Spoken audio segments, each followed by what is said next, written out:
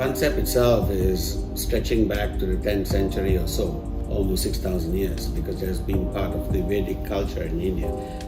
Just like Sun Tzu Ping Fa, in India there was a strategist. He was virtually a prime minister for about 4 to 5 kings. He was a guidance, counselor, strategist. His name is Chanakya. And Chanakya wrote this, it's like a treatise. He wrote something called the Arthashastra. Arthashastra is basically a treatise on the whole of the strategies of government, of warfare, of relationships. It's almost an index of life that was lived in at that time.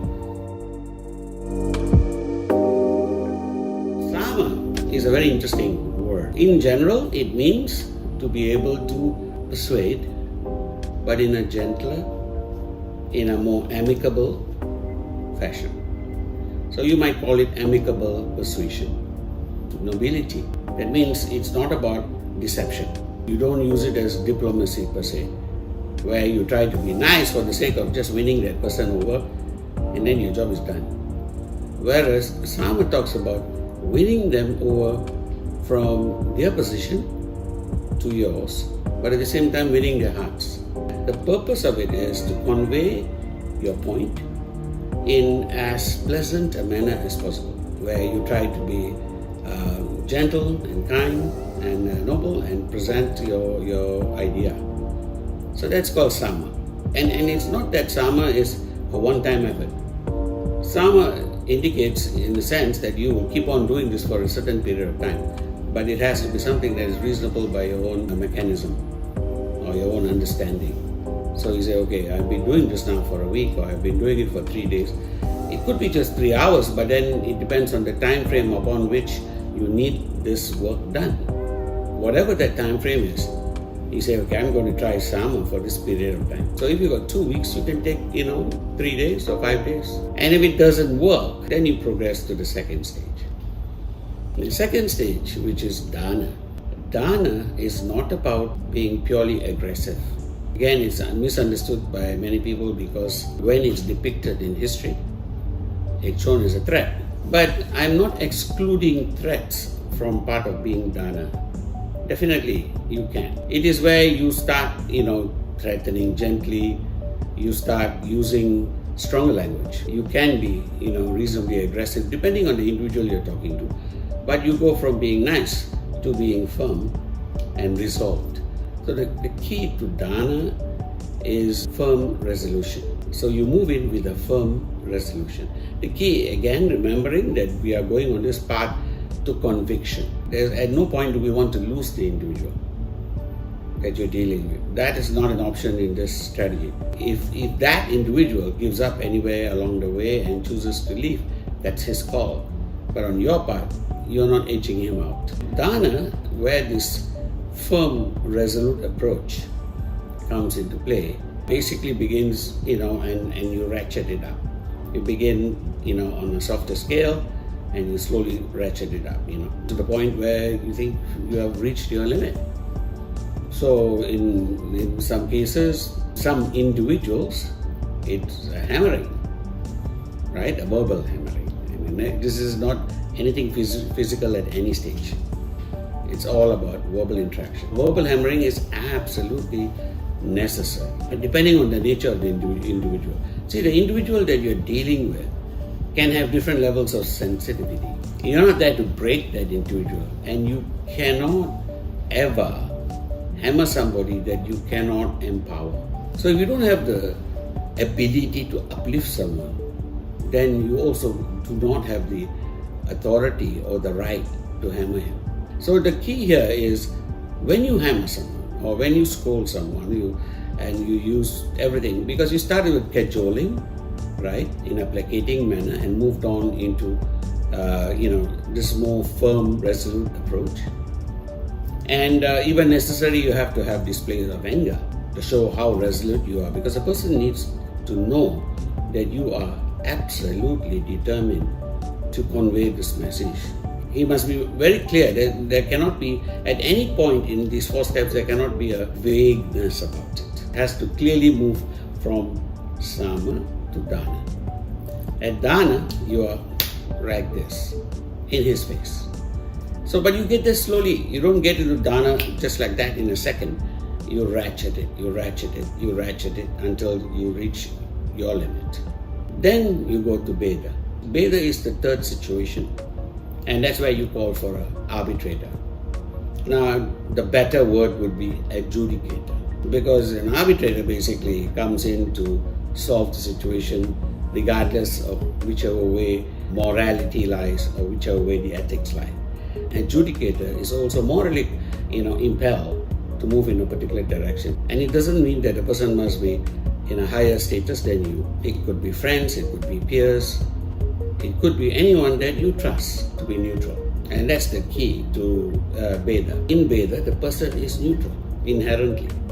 So both sides recognize, okay, this is someone who has no particular side.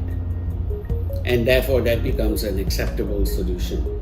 You approach this individual and you convey, both sides are conveyed, because one can look at the same problem and have two totally compelling, descriptions of that.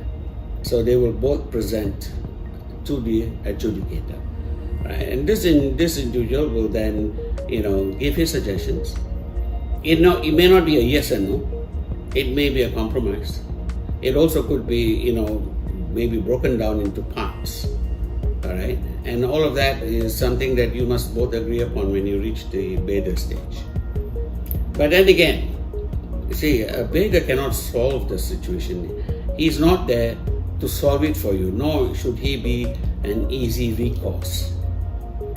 His purpose is to get you two to work together, so that ultimately both of you go back to the negotiating table. But now you are armed with different facets, and you can go to more than one Beda. So that's Beda in a nutshell. Now moving forward, you come to the last stage. Now one would assume that Dandam is final, but it's not, because at no stage in the art of relationship do you see the total breaking of the relationship as necessary. If that person, the other person, chooses to walk away from you, there's nothing you can do about that.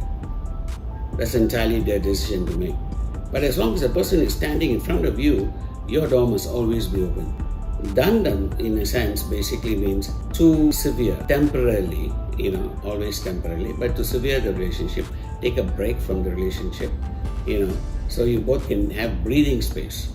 Now, you don't generally go to Dandam easily either. It's not a cop-out.